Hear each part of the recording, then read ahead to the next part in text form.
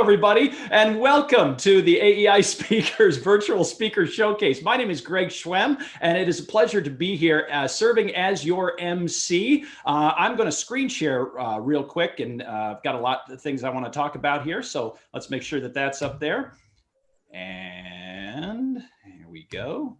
And okay, excellent. So a little bit about me. I'm coming to you from Chicago, Illinois. I am a Chicago-based business humor keynote speaker. I am also a corporate comedian. I am a master of ceremonies, which is what I'm going to be doing for you today. My latest keynote is called You Can't Quarantine Laughter. And I'm also a Chicago Tribune humor columnist. And if you look at the lower left-hand corner, my presentation, You Can't Quarantine Laughter, those are some of the clients that I've worked for. Now, a lot of people say to me, Greg, you really spoke for the CIA. What was that like? It's interesting because it was done at CIA headquarters out in Virginia. And they told me, for those of you from Washington or ever driven in Washington, D.C., you know it's horrible traffic. And they said to me, you know, Mr. Schwem, you don't have to drive here. You can take a cab or an Uber. And I was going to take an Uber, but then I thought to myself, now, wait a minute.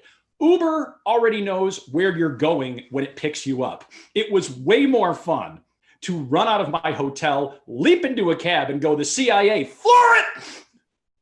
Seriously, every time my cab driver looked at me in the rearview mirror, I took my briefcase and I held it like this. A couple things I want to go over before we keep getting into the webinar here. Number one, make sure you use the chat feature. You know how to do that, right? Because a lot of the presenters will be more than happy to maybe interact with you either during their presentation or they can see what you've been talking about and make contact with you afterwards. And me being a humor guy, it's Friday. That means another Zoom meeting. And I know a lot of people here are very, very suffering from what I call Zoom fatigue. And I always say, you're not looking at it in the right way. You have to look at the positive benefits of having Zoom meetings. For example, before COVID, when I was doing live presentations, I'd be on stage and have thousands of corporate attendees screaming my name, which is typical. But I'd be up on stage thinking to myself, you know what I always wish I could do? I wish I could do that. And now with Zoom, I can. And another thing, of course, that Zoom allows you to do is allows you to collaborate in teams. And that's tough for me because being self-employed, I'm the only member of my team. So I had to make up a team, and you can do that too on Zoom. And the great thing about this team is that so far, everybody's agreed with me and I haven't had to fire anyone. Here's a few other things you can do on Zoom. Number one, you can put a picture behind you to make yourself look more important than you are of you with the most famous person that you know. Now, I'm not saying I would ever do something like that, but I'm just saying it is possible. Of course, you can do that. And here is something else that I think is really amazing, is you can really expand your network. This is interesting. This is a show I did 2 weeks ago for the Pechursk School in Kiev, Ukraine. This was an audience of high school seniors, and it was wonderful. By the end of the webinar, they had taught me some Russian phrases. And if you speak Russian, I might be botching this one a little bit, but the first phrase they taught me was this one, "Wysari ma wili bez," which in Russian means you were on mute the entire time. Here's another thing I've noticed, people, when on Zoom, we become a nation of sippers. We are always sipping on Zoom calls. And I mean, there's nothing wrong with that. I tend to be a sipper. So I've assembled several different beverages that I have at my disposal, depending on how the meeting goes. Hopefully I won't have to crack the Diet Coke. Do I sound cynical? I don't mean to be sounding cynical, but I think we've reached this point in this pandemic where we're all getting a little bit cynical because we're way past what I call the fun stage of the pandemic. Think back to March, maybe early April. Everybody was in that fun stage where we thought it might last 2 weeks or so. And we're like, oh, we can do this. And here's the problem. Everybody now knows somebody who is still in stage 1 of the pandemic. And these are the most annoying people I've ever met, like my next door neighbor. Every time I go over and talk to him, he's like, hey, Craig, look at me, down another 3 pounds. You know why? Because I'm not eating restaurant crap. I'm cooking at home for myself now. And I'm saving money because I canceled my gym membership and I'm doing online virtual workouts. And I'm watching documentaries on the History Channel. Hey, did you see that 12-part series in the Byzantine era? What have you been up to? And I always go, well, I just ate an entire carton of Rocky Road because the title matches the mood in my house. I have lost it. I think everybody in the pandemic has that one moment where you've just completely lost it. For me, that happened just last week. I found myself having conversations with items in my closet. I did. I had a 10-minute conversation with a piece of my luggage. I said, I'm sorry I've been neglecting you. I know it's been 7.5 months. Things are going to get better. Once again, I'm sorry. And as soon as this webinar is over, I'm going to have that same conversation with all of the pants that I own. But what can we do? We're on Zoom, right? So we have to make the most of it. And we have to have some etiquette. So before we introduce our first speaker, I probably should have done this right off the bat. And I'll just kind of use myself as an example. I'm going to need everybody to abide by what I call the virtual meeting code of conduct. So if you're out there, I'd like you to just raise your right hand if you could. And I just need a simple aye or nay. I promise to give Greg approximately 20% of my undivided attention, with the other 80 spent subtly checking my email, playing Candy Crush, trying not to yawn in front of my webcam, screaming at my kids that a closed door means mommy or daddy is working, and writing, who hired this guy, in the chat box. All in favor, aye. I'm going to assume that everybody said aye, and now we are just about ready to go. So I'm going to get up here and I'm going to stop screen sharing if I can find my mouse here. And this is like the hardest part. And we will start with our we will begin with our first presenter if we could. So hang on just a second. Let me get out of this. I lost my mouse here, so sorry about that. Okay, there we go. Okay, it's time to meet our first presenter of three. We have three phenomenal speakers, and I can't wait to welcome the first one. She is an emergency physician and public health professor at George Washington University. She is a contributing columnist for the Washington Post and also an on-air commentator for CNN as a medical analyst. Previously, she served as Baltimore's health commissioner. And in 2019, she was named one of modern healthcare's top 50 physician executives and Time Magazine's 100 most influential people. Here to discuss COVID-19 and the future of healthcare, please welcome Dr. Leana Wen. Thank you very much, Greg, for that very kind introduction, and good afternoon to everyone. As Greg mentioned, I'm Dr. Leana Wen, and I'm here to discuss COVID-19 and the future of healthcare in specifically three sections. First, I want to discuss where we are now in the COVID-19 pandemic and three key lessons that we've learned thus far. I then want to highlight some collaborations between local and state public health and hospitals and healthcare systems. And then I want to talk about the implications for the future of healthcare. So where are we now? As of the time that we are speaking right now, the US is in a very grim place when it comes to coronavirus. We've had already over 220,000 deaths, over 8 million infections in the US, and sometimes we get lost in these numbers. And so I want to tell you about two patients whom, to me, illustrate some of the effects of COVID-19 that we often do not discuss. My first patient is a woman in her 40s who does not know how she got coronavirus, although she thinks that it's either from her work, or from her husband's. She works at a 7-Eleven. Her husband works in construction, and their entire family has gotten infected. Her mother is still in the hospital. Her uncle, who was living with them, has died. And she has several children. All of them got tested. All of them were infected as well. She herself has recovered from COVID-19, but tells me that she is so tired. She is so exhausted, even weeks after she officially recovered from coronavirus, that she still has trouble getting out of bed. And she has such crushing pain in her joints that she says it feels like all of her bones are being broken all the time. She's unable to work as a result of it. My second patient is a woman in her 70s who has multiple medical conditions, recovered from breast cancer as a survivor, also has chronic medical problems like diabetes and high blood pressure. Because of this and her age, she is too scared to go outside. She hasn't seen her grandchildren in months because they live in different parts of the country. Her kids are essential workers. Her grandkids are in daycare. She knows that she's not going to see them over the holidays either. Now, she is someone who has recovered from depression, has lived with depression, and is recovered from alcoholism in the past, and is really afraid, she tells me, that because of her isolation, that she's going to relapse, because we know that addiction is a disease of isolation. And this is something that also isn't just affecting her. 4 in 10 Americans are reporting that they have had a mental health or substance use issue, also perhaps as a result of this pandemic as well. All of this is to say that there are so many lessons that we have learned, so much tragedy, so much harm that we've seen from COVID-19, and so much that we can still do in preventing this infection from taking over in the months ahead. But we've learned at least 3 key lessons. First, we've learned about the importance of having a national coordinated response. We saw early on when we don't have enough personal protective equipment, how much not only our healthcare workers, but everybody else also suffered because we had grocery store clerks, people who worked in nursing homes, bus drivers who died because they didn't have protective equipment.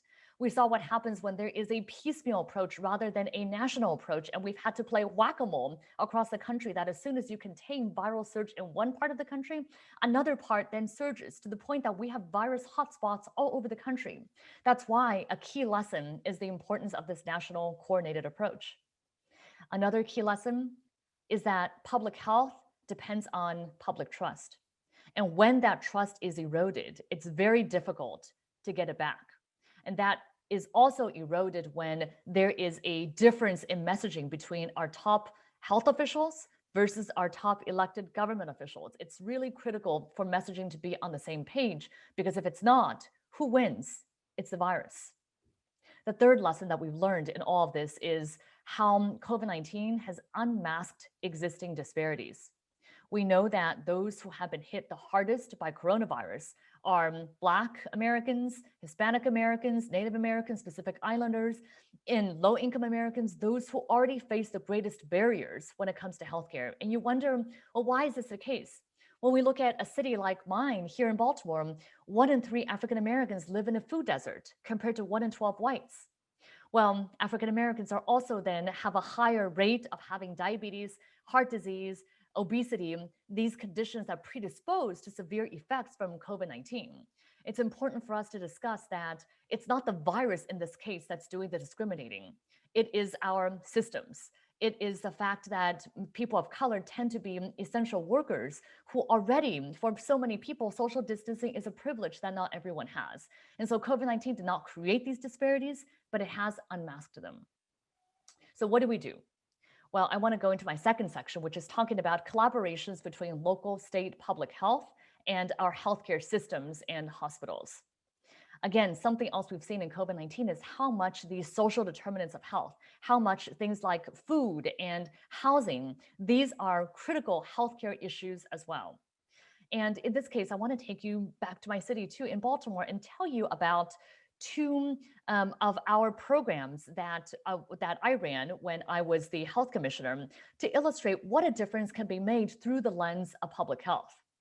One of our programs was Be More for Healthy Babies, which was a public-private collaboration with over 150 partners in our city. Hospitals, insurers, churches, nonprofit groups were all involved in this one program that had a single goal. And that single goal was to reduce infant mortality. We did this through a combination of approaches like home visiting, providing cribs to low-income women, providing housing, food, and other supports. As a result of this program, within 7 years, we were able to reduce infant mortality in our city by 38%, almost 40% drop in infant mortality. By the way, in this same period, we also cut the disparity between Black and white infant mortality by more than 50%. Another program to quickly highlight is around our work to prevent opioid overdose deaths. In 2015, I issued a blanket prescription for naloxone, or Narcan, the opioid antidote, to every single one of our 620,000 residents in our city. We also did over 30,000 trainings. And as a result of this widespread implementation of this program and increasing treatment and focusing on how we have to address the stigma around addiction and mental health, we were able to save over 3,000 lives in 3 years. As we think about collaborations going forward, we need to talk about the successes of programs like these. We also have to talk about what works. For example, having a single North Star, as we saw in the case of Be More for Healthy Babies, having everyone be focused on one single goal. Also, that it does require public-private collaborations, and that there need to be both a long-term goal as well as short-term wins that one must show along the way. Another lesson learned through these collaborations is how we cannot let perfect be the enemy of the good. So often when we think about issues like public health, when everything is related to one thing, sometimes it can feel like, well, where do I even begin? If everything is related to everything else, what do I do? Well, there are simple steps that each of us can take today. If it's around COVID-19 or any other public health or healthcare issues that we face, don't let perfect be the enemy of the good. Be the person who steps up first. Let me then transition into the third section of this talk, which is what are the implications for the future of public health and healthcare? COVID-19, for better or for worse, has given us this opportunity to reimagine the future of healthcare. And there are some obvious changes that have already resulted. For example, telemedicine. As a practitioner of telemedicine for years, it's something that I've been a proponent for and I've been very excited that actually finally people are seeing the benefits of telemedicine, that it's a way to meet people where they are and to expand the opportunities for care. And I think we've seen now the benefit of telemedicine, and I think this is here to stay. Now, there are many opportunities for us to improve on the delivery of healthcare. We have to improve, for example, on the delivery of care when it comes to reimbursement, and ensuring that those who already are the least privileged are able to benefit from additional services like telemedicine. But I think there are real opportunities, for example, on making sure that we can finally integrate mental health and see mental health as just as critical a part of healthcare as we do physical health. Along these lines, I think there's also an opportunity for us to finally do something about healthcare disparities. These disparities, again, have existed long before coronavirus, but coronavirus has really brought them out into the open. And by the way, it's not only in adults that we're seeing these disparities. There's a tragic statistic among children who have died of COVID-19. 3/4 of children who have died from COVID-19 are Black and brown children from the same communities that have hit their parents, their grandparents the hardest. They're also hitting our children the hardest as well. But I think there are real opportunities for us to address the disparities, both short-term and long-term. Short-term, for example, making sure that we're targeting testing, contact tracing in communities that are hit the hardest, making sure that we collect data around test positivity. For example, if we know that in a state, the test positivity rate is 5%, but we know that in certain communities, let's say that whites are testing at 3%, but Latino Americans are testing at 40%. It means that we need to be targeting testing, particularly to Latino communities in this particular state, and understanding also what are the barriers in place that's leading to this very high test positivity rate. Is it that we are only having drive-in testing, but many people don't have cars? Are there fears of immigration? Are there other access issues that we could be targeting as well?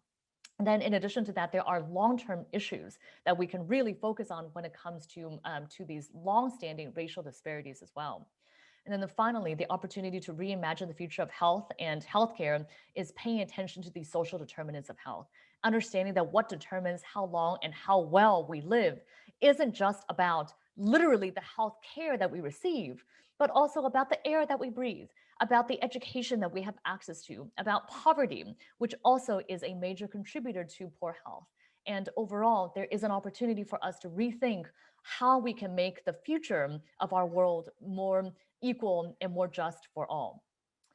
Let me end with a quote from my mentor, someone who has meant so much to me over the years and to so many Americans over the years, the late Congressman Elijah Cummings from Baltimore. Congressman Cummings used to say that our children are messengers to a future that we will never see. I think about this frequently as I think about my own two children. I have a toddler and a baby who's 6 months old. And I think about how the work that we have ahead of us is about our children. It's about the generations that are yet to come. And we now have a situation where someone lives determines whether they live. And we just cannot accept that geography is destiny. We should let COVID-19 be the loud clarion call to action for all of us to do our part and improve health and well-being for all. Thank you very much. Thank you so much, Dr. Wen. That was wonderful and very insightful too. Don't forget, everybody, you can use the chats if you'd like. And we encourage you to put your comments. And of course, Dr. Wen will be more than happy to, I think, respond to those in due time. So we are 1/3 of the way done. And I hope everybody can see me right now. By the way, I think maybe I should have done all of my material off the top. AEI speaker said, we need you to break it up just a little bit. Make sure you save some really funny stuff for after the COVID-19 expert. So appreciate that, but got lots more to do here. So let's take a look and see what we got here. I want to share my screen again here. Why in the world does that keep happening? But that's okay.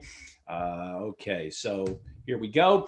By the way, I should have asked this at the beginning. I don't know. I should have asked AI speakers about this event. Are we pivoting or are we reimagining? Because ever since we went virtual, it seems like every single meeting that's the theme. It's either pivot or reimagine. Pivot, I get. I don't understand the reimagine because that implies that we imagined all of this before it actually happened. I don't remember any conversations that started with, hey, you guys, I got a great idea. Instead of going to Vegas for 3 days and staying in a really nice hotel and have an open bar every night, why don't we all call into a Zoom line and have the conference in our pajamas? Who's with me? Imagine that, huh? By the way, I hope that you follow all of the speakers on social media. You can look them up. They all have social media presences. Speaking of social media, I don't want to brag and I don't want to, as far as who AEI speakers got to host this, but I was scrolling through my Twitter feed recently and I came across this one. Just listen to @GregSchwem, Comedy with a Bite. Very disappointed, not worth the 99 cents I paid at Goodwill. That's from Adam Lach.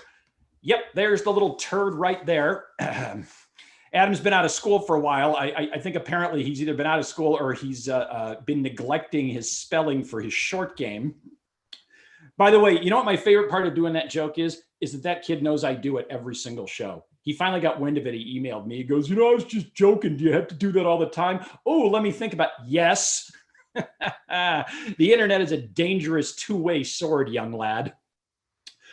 Oh, by the way, most of you are probably taking this meeting or this webinar from your home office. Everybody's got a home office now. I am in my home office. The door is shut.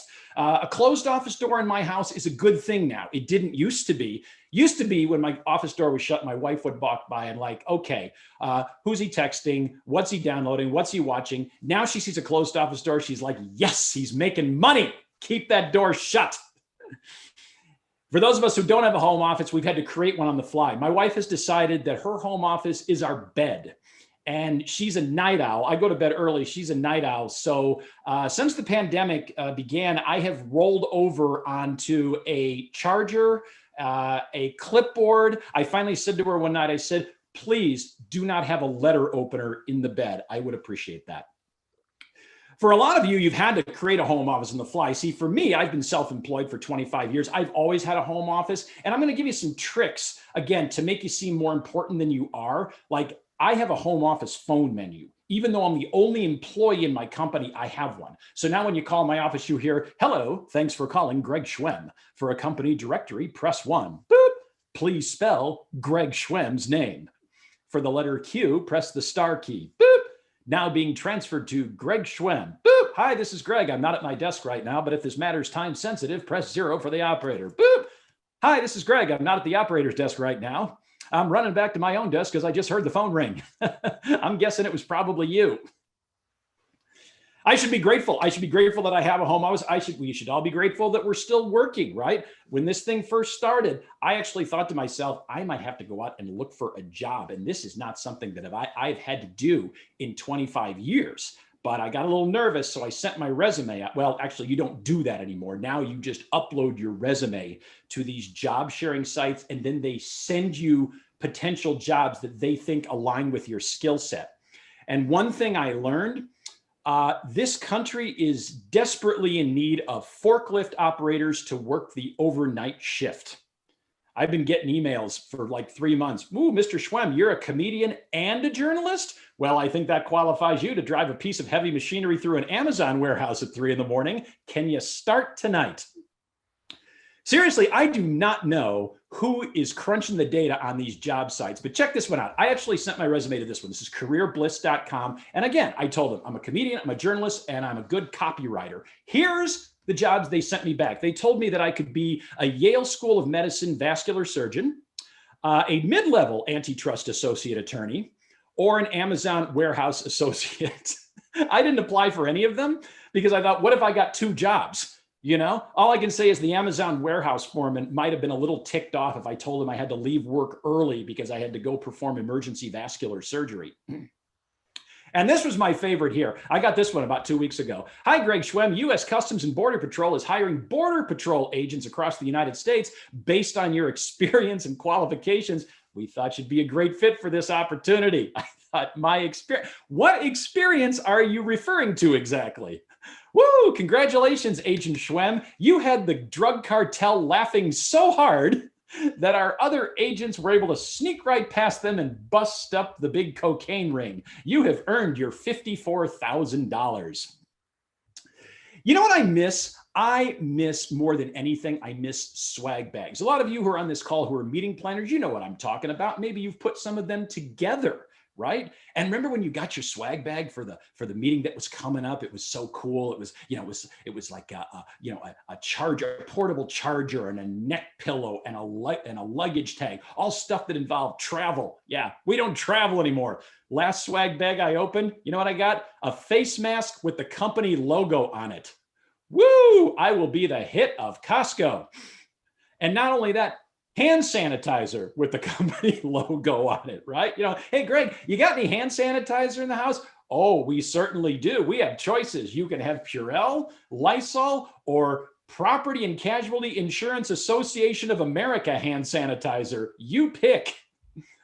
All right. And with that, once again, everybody, I want to encourage you to please continue to use the chat box if you could. We have more great presenters coming up here, and I'm going to get off screen share if I can. I don't know why this keeps happening. There we go. I think that worked.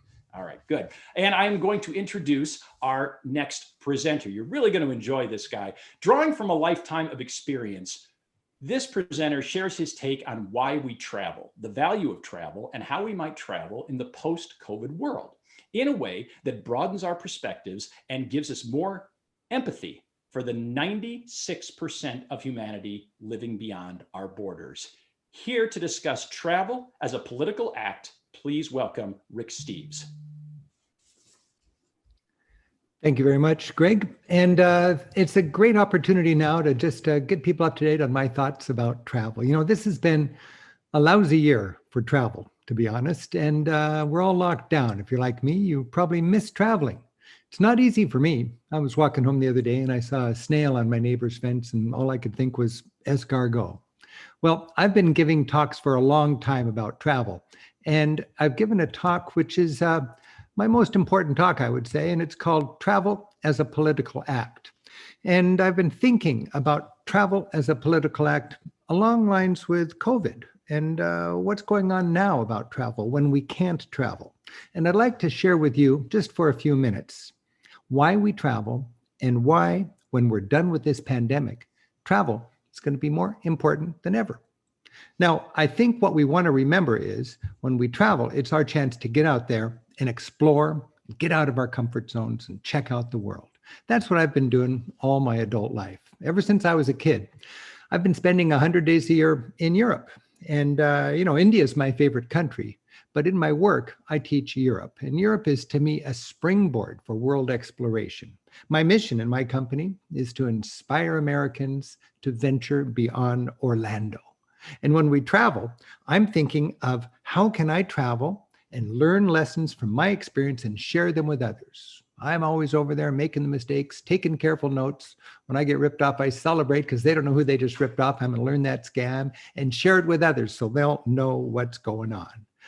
Europe is my beat, and I just love to spend time finding places like this. This is a little village on a hill called Civita di Bagnoregio.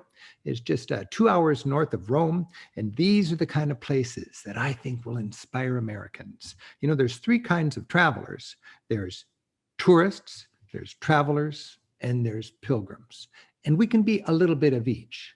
The tourist has just got a bucket list and they're going over for some fun. That's okay. The traveler is getting out of their comfort zone and learning things. And the pilgrim realizes that they can venture way far from home and actually learn more about themselves by looking at their home from a distance.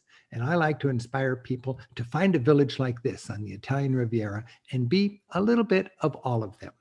Now, when we travel, we get close to nature. There's so many reasons to travel when we're thoughtfully traveling. Can you imagine being on top of a Swiss Alp, literally tight-roping on a ridge? On one side, you got lakes stretching all the way to Germany. On the other side, you got the most incredible alpine panorama. There it is, the Eiger, Monk, and Jungfrau. And ahead of you, you hear the long legato tones of an Alp horn announcing that the helicopter-stocked mountain hut is open. It's just around the corner, and the coffee schnapps is on. You come home with a better appreciation for nature. When you travel, you also come home with a better appreciation of culture. I'm just sort of a cultural bumpkin here. You know, when I grew up, cheese was no big deal. It was orange and the shape of the bread. Here you go, cheese sandwich. Then you go to Paris, you step into a cheese shop like this. It's a festival of mold. It's just that the cheesemonger sees you and he comes over and he goes, oh, here's an American I can turn on to the wonders of great cheese. He takes me over to the goat cheese corner, picks up a moldy wad of cheese, takes a deep whiff. Ooh, smell this cheese. It smells like the feet of angels. I give it a smell and it just smells like the feet of baseball players, whatever. But the great thing about travel is you realize some people get really excited about cheese. You don't have to, and you can. In fact, I get excited about cheese. Now that I'm home, I spend a lot of money on stinky cheese and I love it. And I'm thankful for that exposure. One of the great things about travel is you meet interesting people. I meet more interesting people in 2 weeks in Europe than I do in the rest of the year at home. They don't need to be earth-shaking encounters. It can sometimes just be fun. I was in Italy recently and this little kid was staring at me. It was kind of rude. Finally, his dad said, "Excuse my son. He stares at Americans." I said, "Well, why? What's with that?"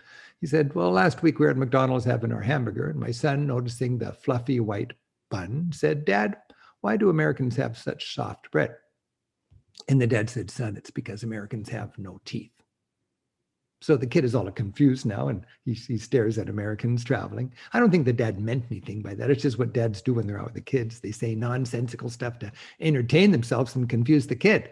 Well, I showed the kid my teeth and let him know that Americans do have teeth. But you know, that's a silly example of an interesting point. There are major misunderstandings between cultures. And when we travel, we get to know each other. And that's a beautiful thing.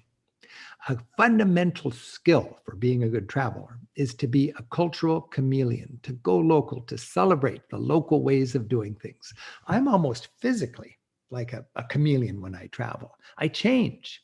For me, chocolate's no big deal. I hear people say, "Oh, chocolate's to die for." Not at all. Unless I'm in Belgium. And then chocolate is to die for. And I become an aficionado. And I go to the finest gourmet chocolate shop and I get to know the hostess and I get to know the chocolate. It's a beautiful thing. When we travel, we want to become a temporary local. We become that cultural chameleon. If I'm with students in a little Italian university town, I'll drink what they're drinking, an Aperol Spritz. When I'm in England, a spot of tea feels just right. I don't hardly make a pot of tea in this hemisphere, but when I'm in England, I sure do. When I'm up in Scotland, it's whiskey. I've got a little flask of whiskey and every night I enjoy a wee dram. If I'm in the Czech Republic, I don't drink wine. I drink the best beer in Europe. When I'm in Tuscany, I don't drink beer. I drink a full-bodied glass of red wine. In fact, I don't know a lot of Italian words, but I know 3 that are very important. Corposo vino rosso. A full-bodied glass of red wine. Make a point to be a cultural chameleon. When I work all day in Seattle and go home, I don't feel like a nice cloudy glass of ouzo. That would be almost inconceivable. But when I'm in Greece, I don't let a sunset go by without sitting down and enjoying that glass of ouzo. That makes your travels go better. Remember, when we travel, we find that people are into exciting challenges and there's all sorts of pride and dignity around the world. Turkey's a great place to check out that. Some of my favorite tour guiding has been to take Americans on a tour of Eastern Turkey, way over in the shadow of Mount Ararat. Not a lot of famous sites, but lots of cultural activities to check in on. I was with my Turkish tour guide once. We were tooling around looking for things, and we came upon a high school stadium filled with kids having some kind of a rally. Well, you park the bus and you step in. 200 high school kids thrusting their fist up into the sky and singing in unison, "We are a secular nation. We are a secular nation." I asked my guide, "What's going on? Don't they like God here?" And she said, "Oh no, we love God, but considering the rising tide of Islamic fundamentalism just over the border to our east in Iran, we're having a pep rally. We're very concerned about the fragile and precious separation of mosque and state. And these kids are having a pep rally for pluralism." And I thought, a pep rally for pluralism by Turkish teenagers in the shadow of Mount Ararat. That's fascinating. I would have never appreciated the complexity and the challenges and the exciting things happening beyond our borders if I hadn't traveled. Later on that same trip, we came to a village that I think had never seen another tourist. And we met the mayor, and he took us on a tour of his town, and he showed us the workshop of the most famous man in the town, the wood carver. Every village in that region wanted a prayer niche carved by this man.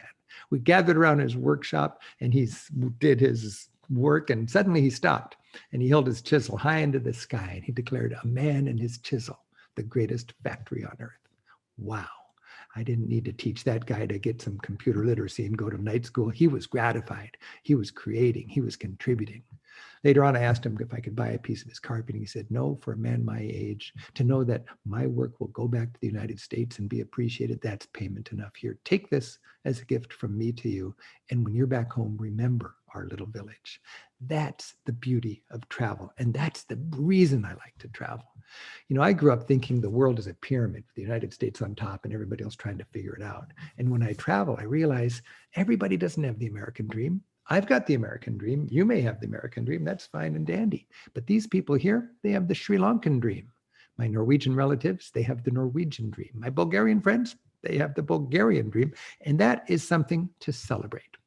Our world is a complicated place. It's a place with a lot of walls. And as a traveler, I'm committed to knowing that there's two narratives with every wall. And it's important for us to talk to people on both sides.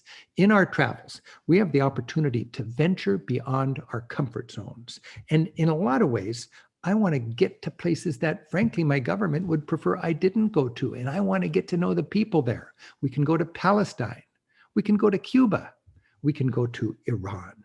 You know, it's so important to get to know people who are supposed to be our enemies. When we travel to a place like Iran or Cuba or Palestine, it becomes tougher for their propaganda to demonize us because they know us as individuals. And when we fly home, it's tougher for our government to demonize them with our propaganda. This is a way that we can contribute to peace through our travels. You know, I've had a lot of great experiences and great memories and great lessons from my travels. And I'd say the most important lessons I had were on my very first trip. I was visiting relatives in Oslo, in Norway. And I was with my parents. I was just 14 years old. And we were in the park behind the palace, Frogner Park, filled with these gorgeous statues. And I noticed as just a little 14-year-old knucklehead looking at my parents, and they were loving me so passionately, so unconditionally. They were contributing so much to my exposure to the world. And I looked up from there and I thought, wow, I'm just so blessed to have parents like this. And then I looked around the park and I saw it was speckled with other families, parents loving their kids as much as my parents loved me. And it hit me that this world is home to billions of equally precious children of God. That was an amazing revelation to me from my ethnocentric and my egocentric approach to life. Later on in that same trip, I was on the carpet in front of a TV in the home of my cousins in Oslo. And we were watching the moon landing, Neil Armstrong walking on the moon. And I was listening to the broadcast in Norwegian. I can still remember it. And lite skritt for menneskeheten, and a giant leap for mankind. And as a 14-year-old, I was thinking, my friends are back home waving little American flags. Yay, America. And I thought when I was in Norway enjoying that moon landing, it occurred to me, all of humanity was celebrating this. Of course, it was a great American triumph, but it was a human triumph. And we are a human family together. And these are the things that remind us that this world is a beautiful place. This world is filled with joy. It's filled with love. It's filled with beautiful families. And when we travel, we can appreciate that. It's more important than ever. I'd like to close with a lesson that I just love to share with my tour groups when I'm taking them as a tour guide around. I'm in Turkey and I want my groups to know a dervish. I'll just paraphrase the situation, but it's just to me a lot of fun as a tour guide. I'm running around town. I got 20 tourists at the hotel looking for a dervish. I find a dervish and I say, hi, I'm a tour guide from the United States. We have 20 tourists here. We'd love to watch you whirl. Can we do that? And he says, I'm not a photo op, I'm a monk. But if I can explain to you what I'm doing, you're welcome to watch me pray. I said, beautiful, when and where? On his rooftop, sundown. We gather. He comes out. Merhaba. He says, welcome. I am a dervish, what you Americans might call a monk.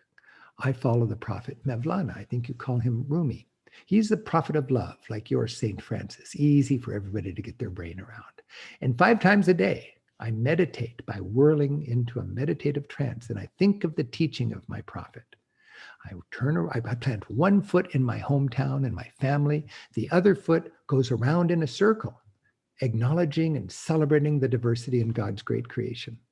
With one hand, I go up and accept the love of our Heavenly Father.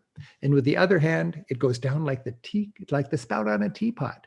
And I whirl and I lose myself in that thought, the teaching of Mevlana, and I strive to become a conduit of God's love, doing his work here on earth. Watching him whirl, get into that trance. His head tilts over, his robe billows out. As a tour guide, I'm thinking, this is fantastic. I look over at my group and I see the wonder sweep over their face. And I know they're going to go home changed. They're going to go home a little less afraid, a little more open. And they're going to take with them what I think is the greatest souvenir. And that is a broader perspective.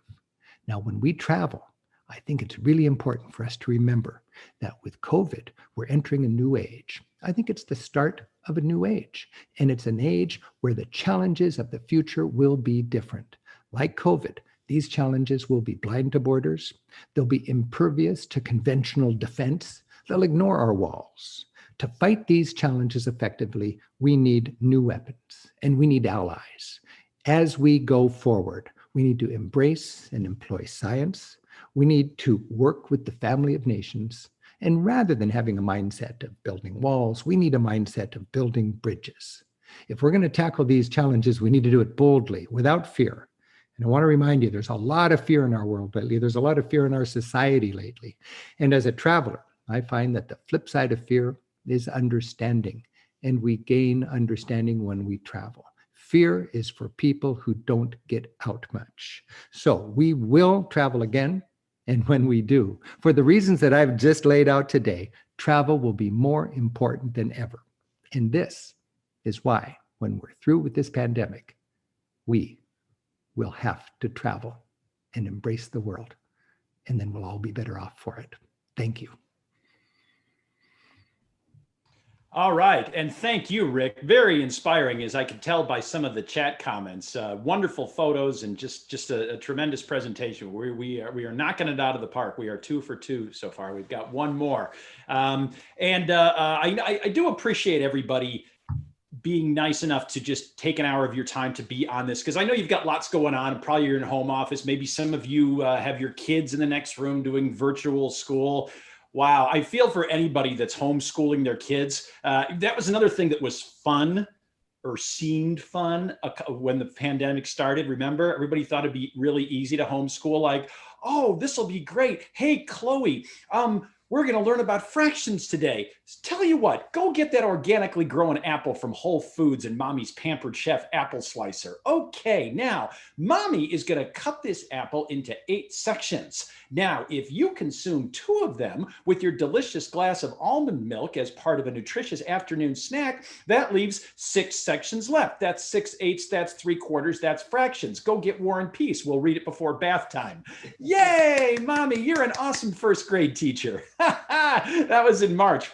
Yeah, fast forward to October. What are those lessons like? Hey, Mommy, we gonna learn about fractions today? Yeah, sure, Chloe. Okay. Okay, Mommy's Chardonnay bottle is 2/3 empty. The liquor store closes in 1/4 of an hour. Mommy, was that a question? No, that's just a statement, honey.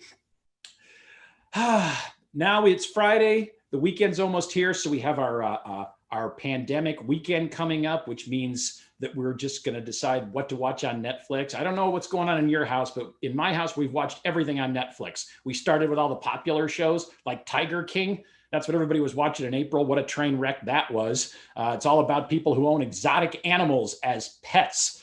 No, thank you. I started like reptiles and stuff. I started reading up on some of these things. Some of these reptiles live to be over 100 years old. I don't want to own a pet that's going to outlive my entire family. I mean, think about it. You know, when it comes time to pull the plug on me, I don't want next of kin to be the iguana, put it that way. And, you know, here's something else maybe we could do.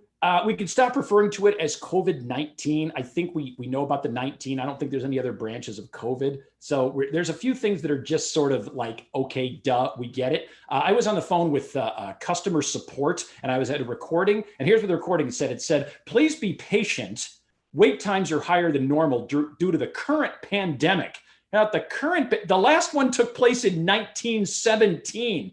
You think there's a lot of 103-year-old people on the phone with customer support going, whoa, just like the last one. Either way, my cable doesn't work. You know what we should do? Here, I'm going to share one more time. I think what we need to do is we need to actually start coming up with some new pandemic slogans. All right, that's what we need to do. We need to come up with some brand new pandemic slogans, like because they're so rude, right? Like, how about this one? No one wants to see us anymore. This is outside my grocery store. Drive up and go. Drive up and go. Yeah. What if all the drive up and go ones are taken? Well, then pull around to the we don't want you here section. Yeah. When you come into the grocery store, put that mask over your nose, your mouth, and your eyes. That's what we want you to do. And no talking. Talking's for losers. You want to talk? Go back to 2019. This was my favorite one right here. Look at this one. This is outside the campus of Brigham Young University. I was there a couple weeks ago. How about this one? Show you care, stay over there. Wow. Thanks for your hospitality, Utah. I'll talk fast so I can get out of your state quicker. Why don't you just say, show you care? Don't touch me, I swear. All right, ladies and gentlemen, I am so excited to be welcoming our final speaker of the day. This gentleman really needs no introduction, but I'm going to introduce him anyway. He is an Olympic gold medal figure skating champion. He is a cancer survivor. He runs the Scott Hamilton Cares Foundation. He's going to be talking about live your days. We don't control the number of days we have on this earth. We only control what we do with them. Coming to you live from his attic, please say hello to Scott Hamilton. Wow, what a day. I mean, what a spectacular day this is. Thank you, Dr. Nguyen and Rick, for your beautiful presentations. And it's just been an amazing experience for me to sit here and listen and enjoy your, it's just so inspiring, but also mildly intimidating to speak after both of you. You know, I truly believe that for all of us, kind of our lives and perspectives are a result of our experiences. And, you know, both of you proved that in your presentations. But, you know, when I look back on, you know, kind of the reason I think a lot of people are familiar with me, it's not usually because of my skating. You know, a lot of it has to do with the fact that, well, let me just go back. I have a really crazy friend, and, you know, he has all these odd perspectives, and he's the kind of friend all guys have to have, right? So, you know, when I was dating Tracy, who would become my wife for just a few weeks, you know, we're sitting there watching sports, and my friend, he leans over and he goes, "Hey, you gonna marry her?" And I go, I don't know. I mean, we've only been dating a few weeks. And he goes, "Have you looked in the mirror lately? These are friends men have to have, but women want no part of having friends like that."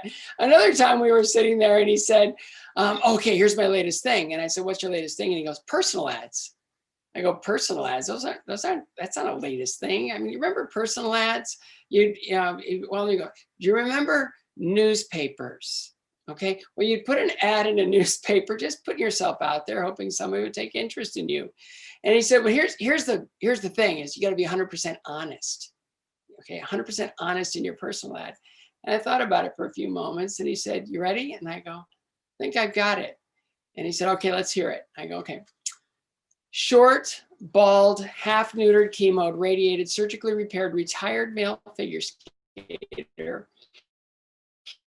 of unknown ethnic origin seeks a beautiful, intelligent woman for long walks, laughter, and an interest in my hobby of collecting life-threatening illnesses. I guess when you've been in hospitals and as sick as much as I have, I think people end up looking, okay, how do we do this? And again, going back to, we're so much a product of our own experiences. So I was unknown ethnic origin. Okay, I was an oops. I was basically unintended, unwanted as a baby. And so I was put up for adoption. And my parents adopted me at 6 weeks of age. And I remember it like it was yesterday. Oh my goodness, they brought me home in this little warm blanket and they showed me to my sister who was born of my parents.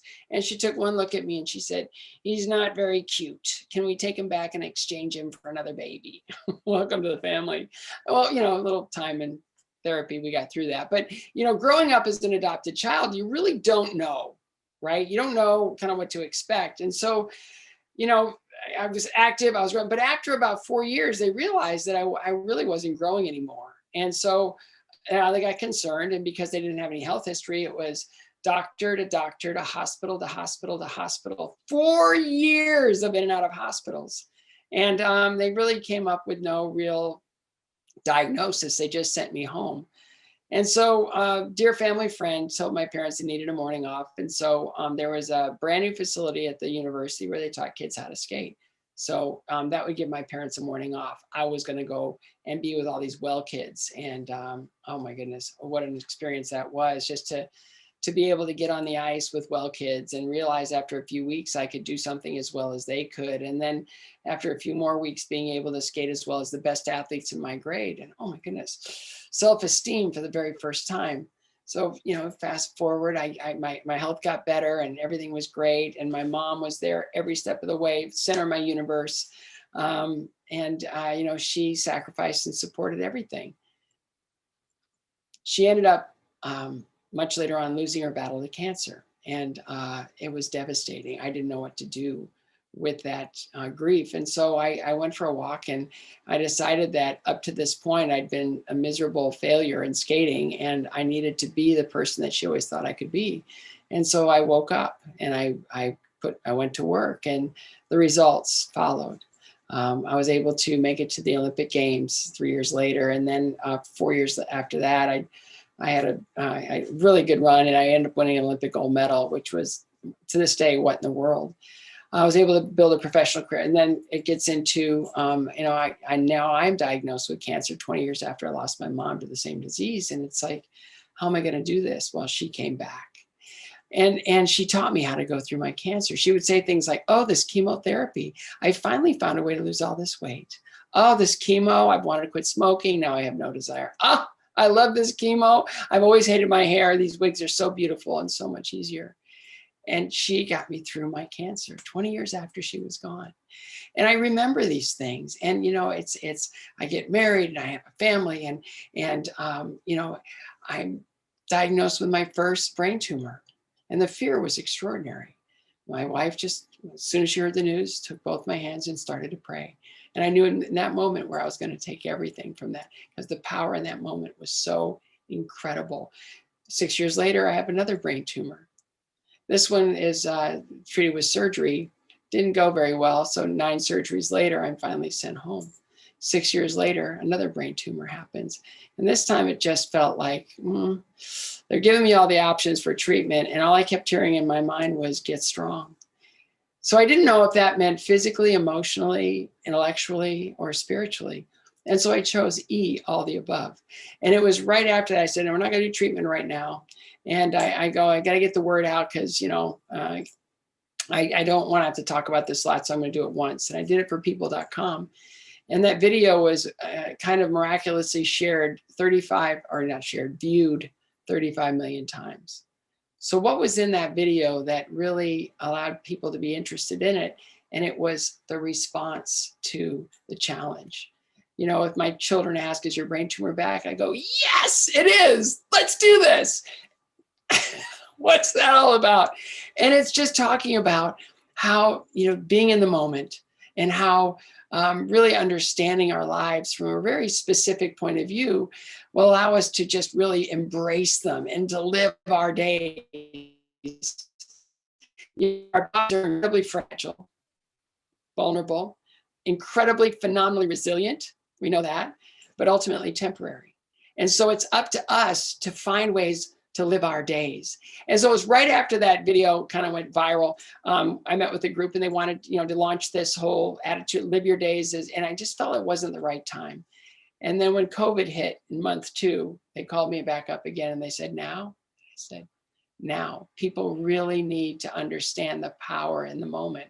And so as we build our platform on those 4 principles, those 4 identities of physical, emotional, intellectual, and spiritual, and to be totally invested, it's amazing what it can do to strengthen up. Think about it. If each one of those was a leg of a chair and one was missing, you're probably going to fall over. So we're here through Live Your Days to really celebrate life and to give people unique perspectives on not only their identities, but to be inspired by other people's stories. We've had so many great conversations, talking with Robin Roberts about her journey and thrivership and everything that she experienced and endured up through her cancer first experience, and her second one where she inspired, countless numbers of people to become bone marrow donors. One of them is right here in my house, a woman I work with, Michelle, who just was able to share her gratitude to Robin for that message. Faith leaders like Bart Miller of Mercy Me, talking about his, being a product of child abuse and a broken home, and how he just feared and despised his father until he realized that they were able to redeem their relationship through faith, and his bout of pancreatic cancer, to the point where that man that he feared and despised was the man he wanted to become. Christy Yamaguchi, born with deformity in her feet. How does she become an Olympic champion? We share all of that. And Miles Adcox of Onsite, shares about how we deserve to feel good about ourselves and to know ourselves well enough to know that we are amazing people that should live our lives fully, and on and on and on. And, the more we got into this platform, we realized that our days are so specific and so filled with promise. Each and every one just holds the opportunities to experience incredible joy, or to inspire someone else to experience their own joy. Is just like, it's the summation of all those experiences of being in hospitals, meeting so many people, and understanding that, as Rick said, we're all in this together. We're all in this together. And it's better when it's a shared experience. My coach always told me that the human is a social animal and needs other humans to survive. And I thoroughly believe that. And if we can get to a point where we can all understand our own lives better, like Bart Miller said, he said, Jesus tells us to love each other as we love ourselves. And he said, I really believe people do that extremely well. The problem is they don't love themselves very much. Big problem. But I see things totally different. I see each day as a promise, each day as something to be embraced, because we only have so many of them. And, as Greg Shett said in the introduction, we don't choose the number of days we have on this earth. We only get to choose how we live them. And so I'm here to encourage, I'm here to inspire, and I'm here to motivate. Everything I've experienced, everything that I've overcome has allowed me to truly be able to articulate this in ways that probably most people can't. But every condition is meant to be risen above, and every day is meant to be loved. And I so appreciate, Mark, this opportunity to speak to your peeps, and hopefully I'll get to meet them someday in the very, very near future. My goodness, God bless you all. Thanks for this opportunity. All right. Thank you so much, Scott. Encourage, inspire, motivate. You certainly did that. And I hope all of the speakers did. So I can't hear you, but I'm sure you're clapping. I'm sure you're going to give a big round of applause to Scott, to Leana, and also to Rick. We thank you so much for being here with us for this hour, for spending part of your Friday with us. I hope you were inspired. I hope you got a chance to laugh. And we hope that you work with AEI speakers and you know that they're ready for all your speaker needs, either live or virtually. Thank you very much for joining us. Please stay safe and have a great weekend. My name is Greg Schwem.